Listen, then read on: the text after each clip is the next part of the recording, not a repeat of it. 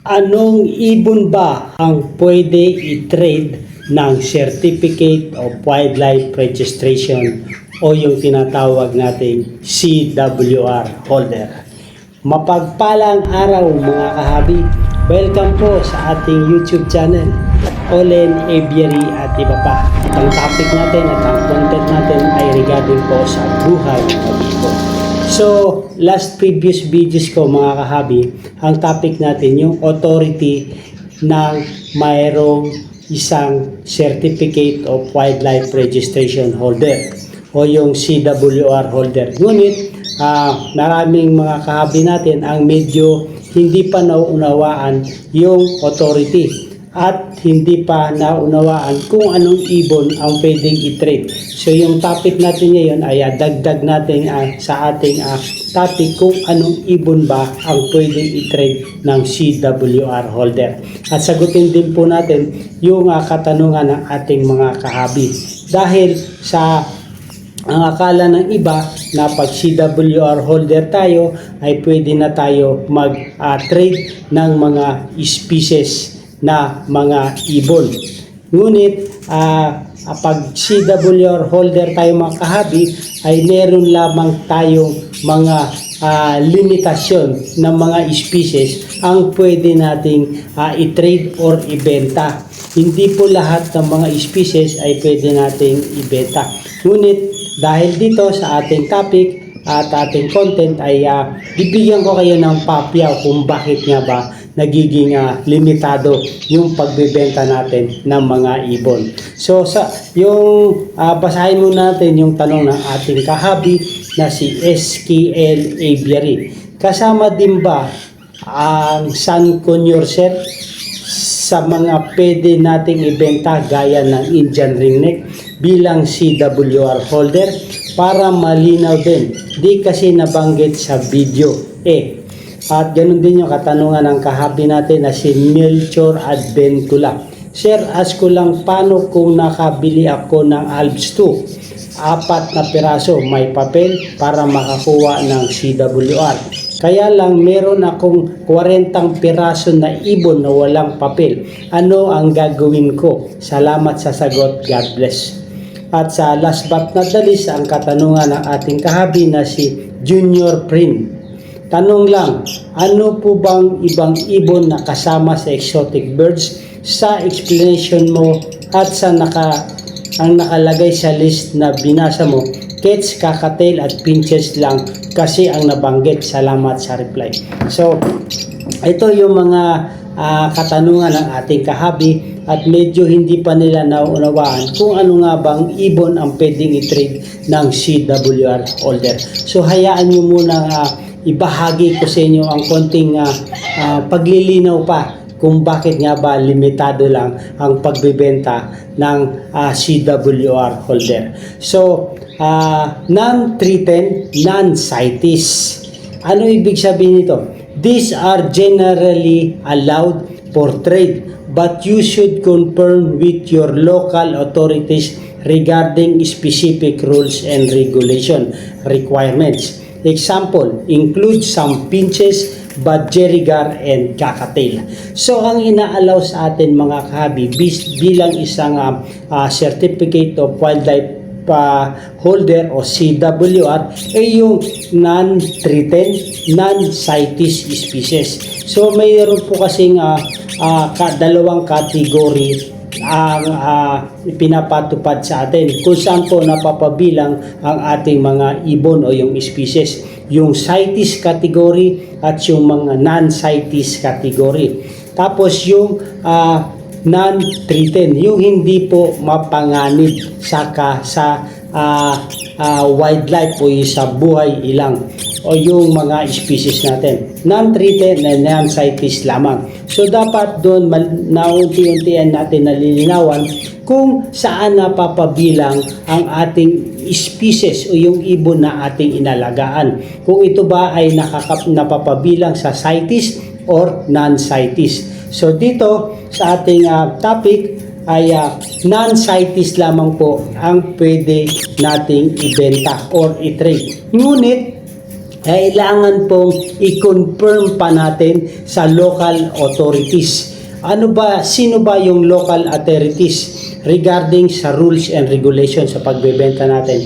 Ito yung DNR kung saan po tayo nasasakupan. Kasi ito, paglilinaw kahabi, hindi po lahat ng Department of Environment and Natural Resources ay nagpapahintulot na magbenta ng mga ibon or mga species. So, kailangan linawin po natin. Ma-confirm natin. Meron kasing mga DNR sa iba't ibang region na meron sila kanya-kanya silang mga rules and regulation and registration requirements sa pagbebenta ng mga ibon. So, yun po, non-threatened, non-CITES na mga species ay pwede natin i-trade bilang CWR holder, ngunit i-confirm pa natin sa local agencies or mga authority. Ito yung DNR. I-confirm pa po natin para sigurado po tayo, dahil hindi po pare-parehas ang mga laws and policies ng bawat region ng DENR. So ito pa rin po ang hindi pwedeng ibenta, hindi pwede ang threatened species. So alapin po din natin kung threatened ang ating inalagaan na species o yung gusto nating ibenta. Trading threatened species is heavily regulated. You likely need permit and may face restriction on who you can trade with, often limited to family member or government entities. So, pag threatened species po ang isang ibon na ating inaalagaan, kahit tayo po ay CWR holder, ay pinapahintulatan tayo mag-alaga.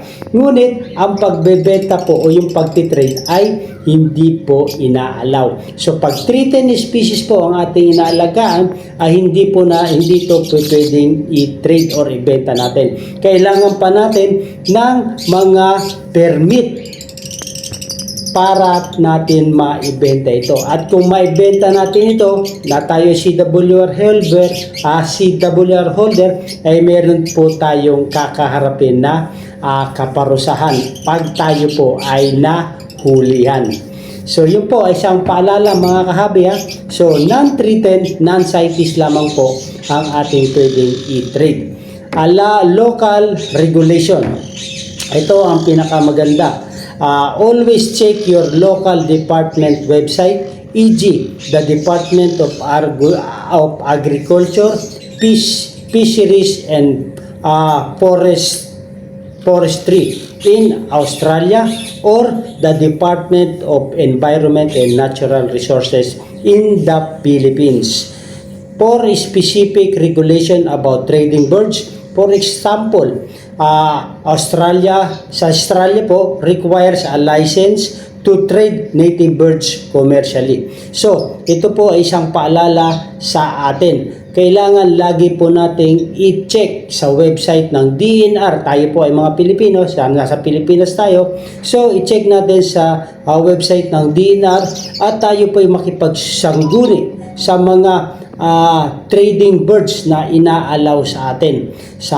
Dahil sabi ko nga nung una ay depende po ito sa DNR na ating nasasakupan kung sila po ay magpapahintulot na mag-trade ng mga species kung tayo ay CWR holder. So dapat alamin natin kung ano yung mga species na gusto nating ibenta bilang isang CWR holder at kung tayo ay papahintulutan na ibenta ito.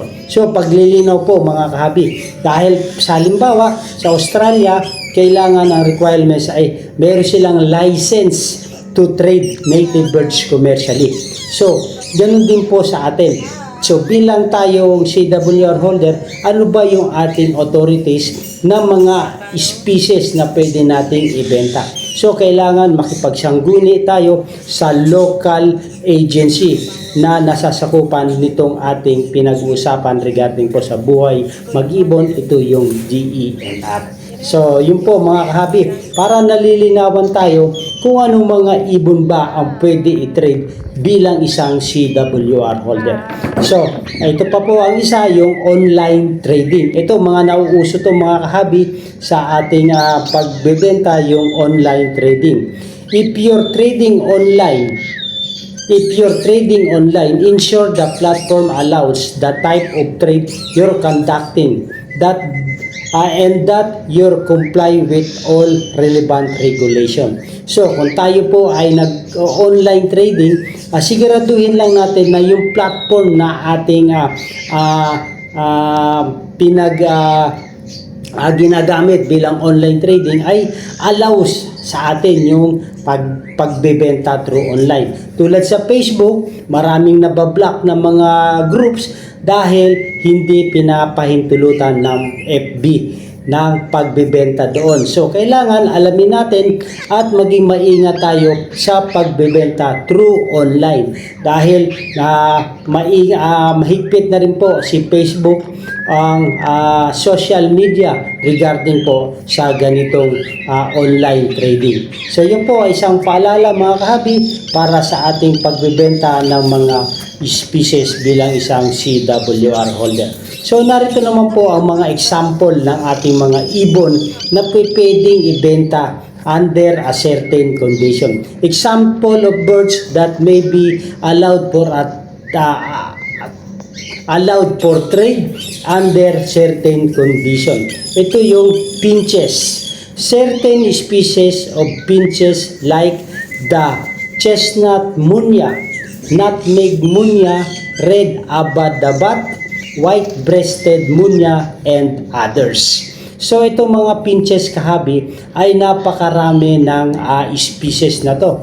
Maraming variety ng species itong finches. So, narito lamang po yung mga ilan na mga species na pinapahintulutan sa atin na pwede nating i-trade. Tulad nga po ng mga chestnut munya, nutmeg munya, red abadabat, white-breasted munya, and others. So, kailangan yung kung tayo ay merong mga finches na inalagaan, alamin natin kung anong species ito. At isang guni natin sa DNR kung ito ay pinapahintulutan sa atin. Pero, generally, ay pwede itong ibenta. Ngunit, depende po sa region na ating nasasakupan. Dahil sabi ko nga uli sa inyo, bawat DNR ay meron silang mga kanya-kanya pong mga policy. Para lang po sa paglilinaw mga kahabi. Tapos yung pangalawa na example ng ibon natin na pwedeng i-trade, ito yung budgerigar o yung tinatawag nating parakeet and cockatiel. These exotic finches are often traded. So, ito ay pwede rin pong i-trade natin. Ito kasing budgerigar and cockatiel ay non-CITES species. So, bilang isang CWR ay pwede rin po natin ito i-trade. So, meron pa po certain exotic species. Many exotic birds may be traded if they are not threatened in non-CITES listed. So, yun talaga ang pinahintulutan sa atin na non-threatened and non-CITES species. Katulad din po pa ng Alps 1, yung lovebirds. Ayun, ito yung non-CITES po ang napapabilang ang lovebirds. Ito yung Alps 1, yung non-airing. So, non-CITES po siya napapabilang at non-threatened din po siya dahil ayon sa IUCN, ito po ay least concern ang kanyang conservation status. Tapos yung Indian ringneck mga kahabi, iba ang ringneck parrot ang tawag. Ito rin po ay non-threatened and non-CITES category. So, ito rin po ay ina-allow sa CWR holder na pwede nating i-trade. Ngunit paalala ng CWR holder na ating napagtanungan mga kahabi, ayon sa aking experience, yun lamang pong mga paanak or yung progenies ng ating naparehistro ng mga non-CITES species. Yung mga narehistro natin ng mga species kahabi na non-CITES ay hindi po pwede natin itong ibenta. Bagkus yun lamang po mga paanak nila. So, yun po ang paglilinaw natin mga kahabi. Meron pa tayong mga certain exotic species. Marami ito mga kahabi. So, hindi natin ito kayang isa-isahin. Mainam nito, kung hindi nyo kayang hanapin kung saan napapabilang ang ibon, kung non-CITES or CITES, ay i-message nyo ako kung anong ibon yung gusto nyo at hahanapan natin ito ng conservation status at yung kanyang pagkakilanlan, yung species na gusto ninyo. So, hope mga kahabi, meron tayong mga natutunan regarding po sa ating talakayan kung anong ibon ba ang pwede i-trade bilang isang certificate wildlife registration o bilang isang CWR holder. Hope meron tayong mga natutunan meron tayong mga natutunan mga kahabi. Yung hindi ko nabanggit dito, meaning to say, hindi pwede siyang i-trade bilang isang CWR holder. Pero meron pang mga hindi ako nabanggit na pwede pang i-trade. Ngunit ito yung non-threatened, non-CITES. Yun po, kailangan makipagsangguni talaga tayo sa DNR na ating nasasakupan. Okay po mga kabi, at kung nagustuhan nyo talakayan na to ay humingi ako ng favor, please subscribe my YouTube channel, Olen Avery at iba pa. At ganoon din po mga kahabi, nais kong i-shoutout ang ating mga viewers na patuloy sumusuporta sa ating channel. Shoutout po sa inyo mga kahabi, sa ating mga silent viewers at sa ating mga kahabi na si gitarista na kumakanta. Shoutout po sa inyo, si kahabi Victor Aguila, Wildlife Rider. Shoutout po si Rolando Reyes Damian Jr. Shoutout po mga kahabi, si Alan Barrentos, shoutout po kahabi, si Val Marcos Olarte, shoutout po kahabi, si Chris Balen, si kahabi Alberto Ramos, shoutout po kahabi, si kahabi Kururu, shoutout po, last but not the least, si kahabi Emmanuel Acosta. Shoutout po sa mag-iibon ng Muntinlupa Exclusive. So, sa mga kahabi natin dyan, sa Muntinlupa Exclusive, sa lahat po ng mga mag-iibon, shoutout po sa inyo.